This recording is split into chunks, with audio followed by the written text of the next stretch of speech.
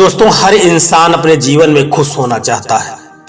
वह व्यक्ति कभी अपने जीवन में दुखी नहीं होना चाहता है, लेकिन कुछ परिस्थितियां आती हैं कि व्यक्ति दुखी हो जाता है। दोस्तों, यदि व्यक्ति को उस दुख का कारण पता चल जाए तो उसके जीवन में कभी दुख ही ना आए। दोस्तों, आज इस कहानी के माध्यम से हम आपको यही बताने का प्रयास करने जा रहे हैं कि दुख का सिर्फ एक ही कारण होता है। यदि व्यक्ति को वह समझ में आ जाए तो वह कभी दुखी नहीं हो सकता और हर परिस्थिति में वह खुश रहना सीख जाएगा। दोस्तों, एक कहानी बड़ी शिक्षाप्रद है, इसलिए मेरा आपसे निवेदन है कि इस कहानी को पूरा सुनना और जरा भी इसको स्किप मत करना। दोस्तों, एक शहर में एक आलीशान और शानदार घर था। वह शहर का सबसे खूबसूरत घर माना जाता था।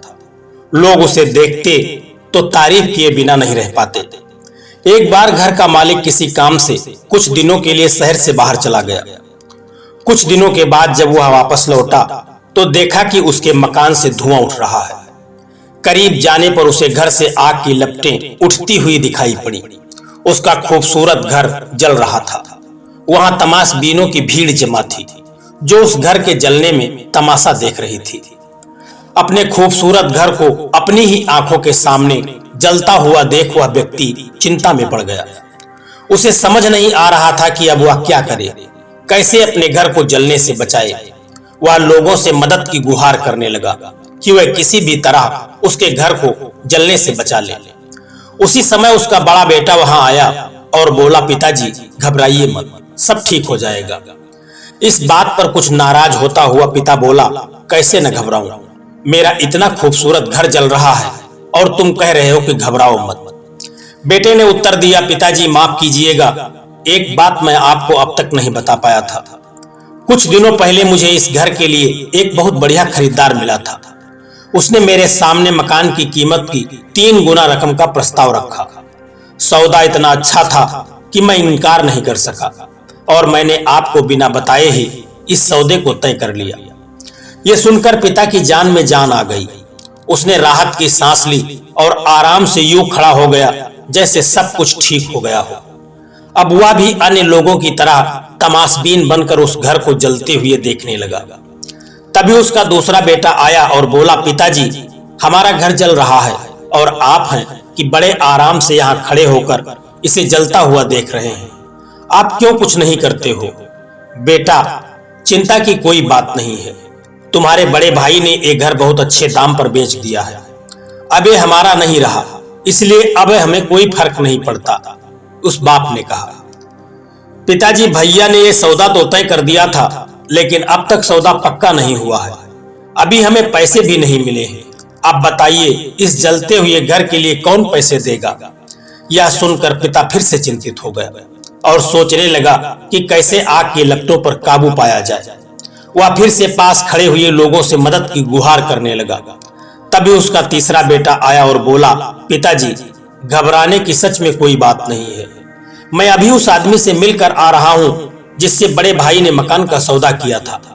उसने कहा है कि मैं अपनी जबान का बहुत पक्का हूं। मेरे आदर्श कहते हैं कि चाहे जो भी हो जाए अपनी जुबान पर कायम रहना चाहिए। इसलिए अब जो हो जाए, मैंने जबान दी है तो घर जरूर लूंगा और उसके पैसे भी दूंगा। घर चाहे जले चाहे वह वैसे ही रहे।